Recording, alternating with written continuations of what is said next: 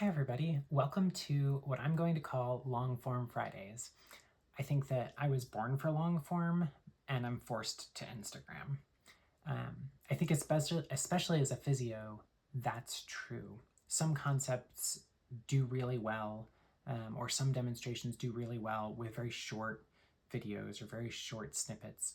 But many things that we do and many concepts behind, I don't know, the human body and physiology and longevity and performance and health and wellness require more depth and more detail and as a result more time.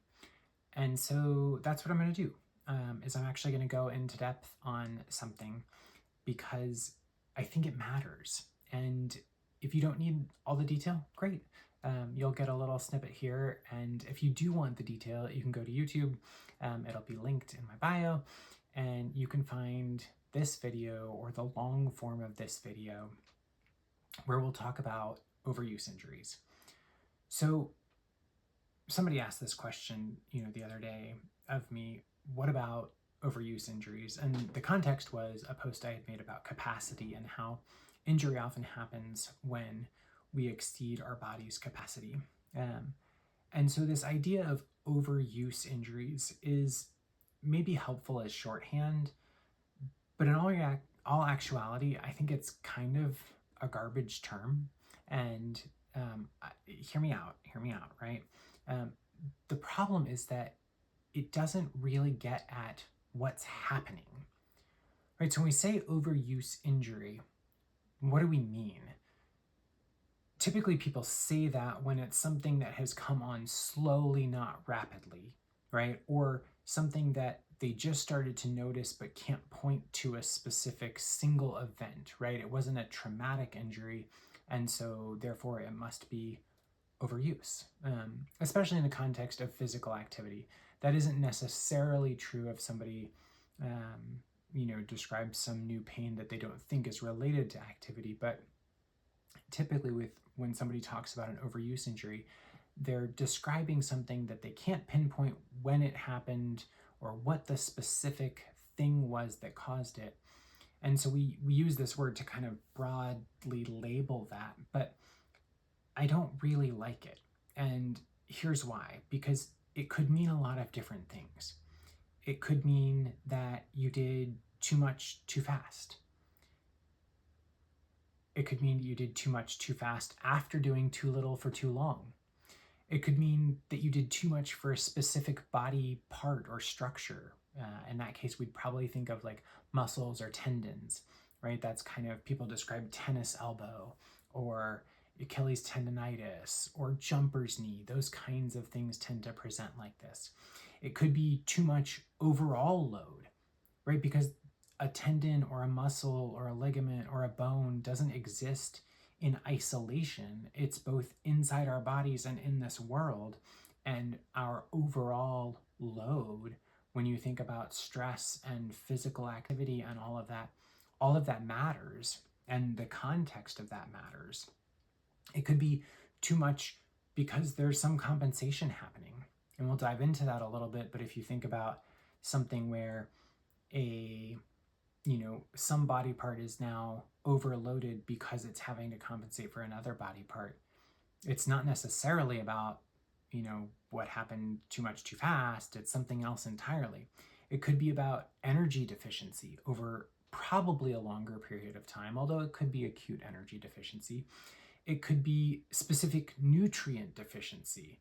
And I'm sure there are more things here.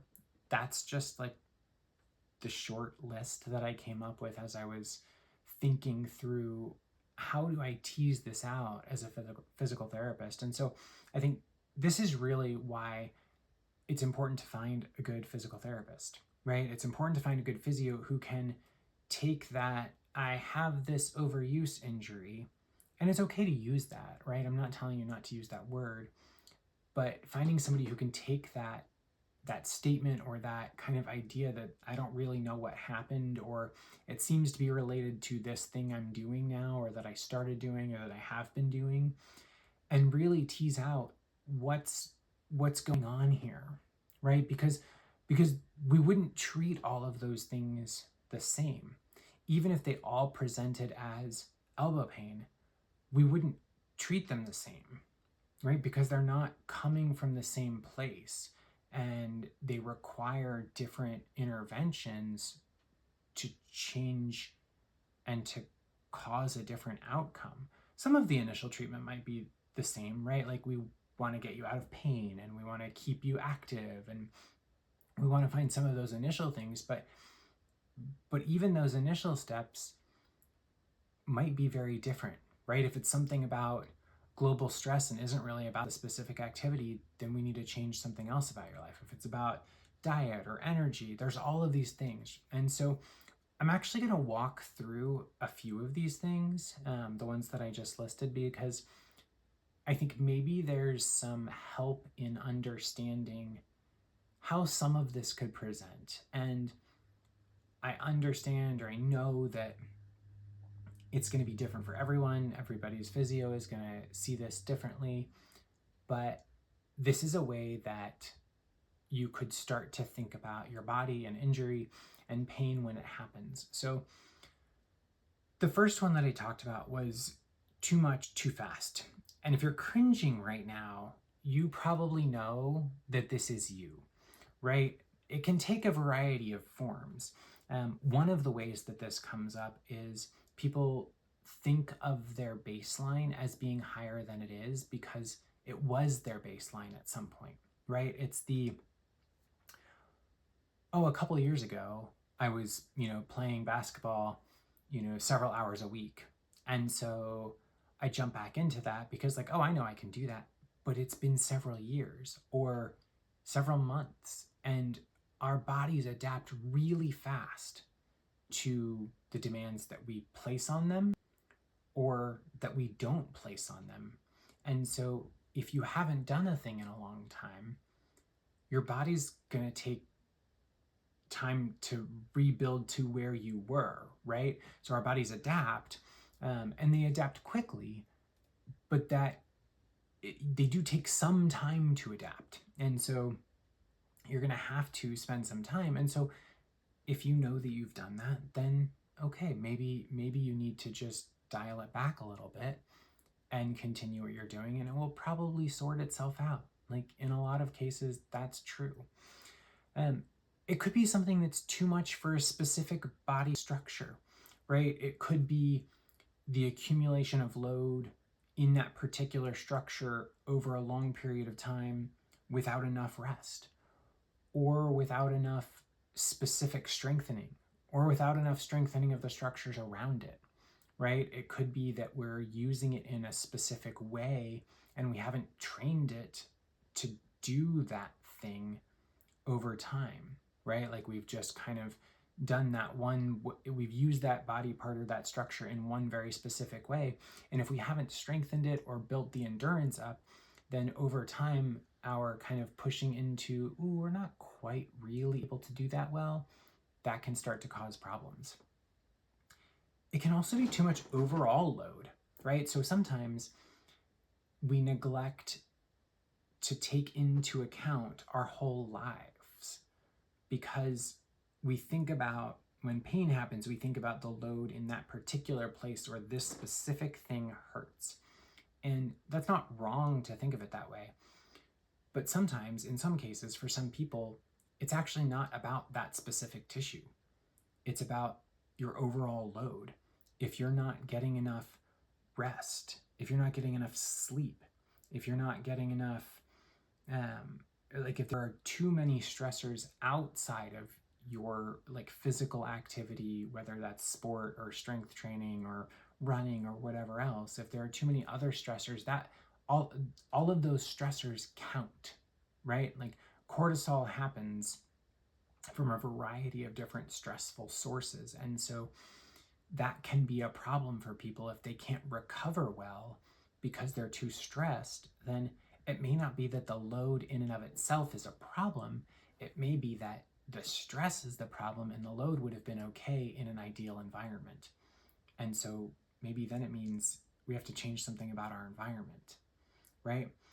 It could be energy deficiency. And We don't see this talked about a lot in most activities and most sports, and it tends to show up in higher intensity over longer periods of time things. If you think about ultra marathons or like longer distance running, that kind of event, because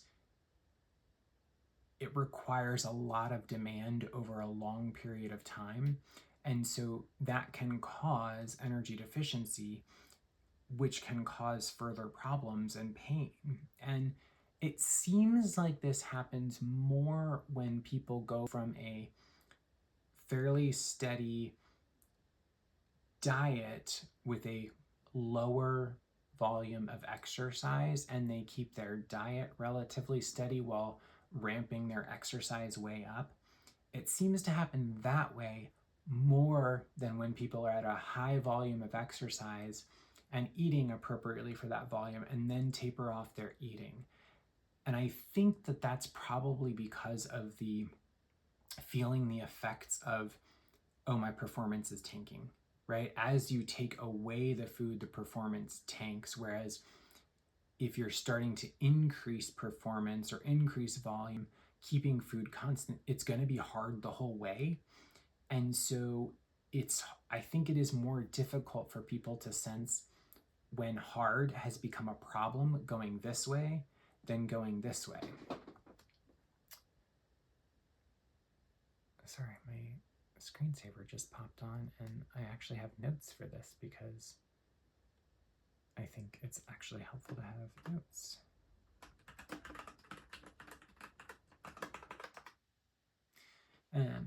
And so energy deficit can happen and cause pain too. And then it can be specific nutrient deficiencies, right? Most often we see this with bone stress injuries, and most often those deficiencies are around vitamin D, calcium, and iron. There can be things that are outside of that, obviously, but those are the initial things that pop up as red flags for me as a seasoned PT working with endurance athletes and even strength athletes to some extent. If I have people who have some deeper pain that seems to be with longer distance events that isn't really explainable in other ways, then I'll have them get their labs checked, because sometimes it's actually not the load. It's that your body's systems don't have everything that they need to support the load. And so that's a lot of information, right? And I get that. And I guess probably the question is, well, what now? And I think what now is, where do you see yourself in that? I think the truth is that the best thing you can do for yourself is to find a really good physical therapist who's going to be able to kind of pull those threads and say, oh, it's probably more this than this, or probably more this, that than this. And I think that helps a lot if you can have a professional help you work through that. But if you can't find one, or if you don't have one, that's okay. Don't fear. And so you can probably figure out some of this on your own, right? And so think about it like this. If you know you did too much too fast, especially after too little for too long, dial it back, right? Stop doing so much. You don't have to turn it down to 0, but maybe you turn it down to 50%.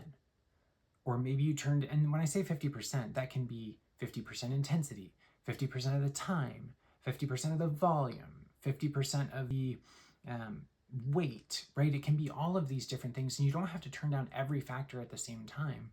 But for example, if it hurts only after you run 3 miles, but up to 3 miles, it doesn't hurt. Well, there you go. You've found your kind of factor that says, okay, this is where I need to be right now to balance this, or to start getting back to where I need to be. So you pull that back to a pain-free time, and then figure out, okay, how do I strengthen whatever that is? And this is where a physio comes in. But you can also probably Google some things. If it's some knee pain, if it's some Achilles pain, you can look at Achilles tendonitis or patellar tendonitis, and you'll find some exercises for that, right? Some of it you can work out on your own, but that's probably one category of overuse.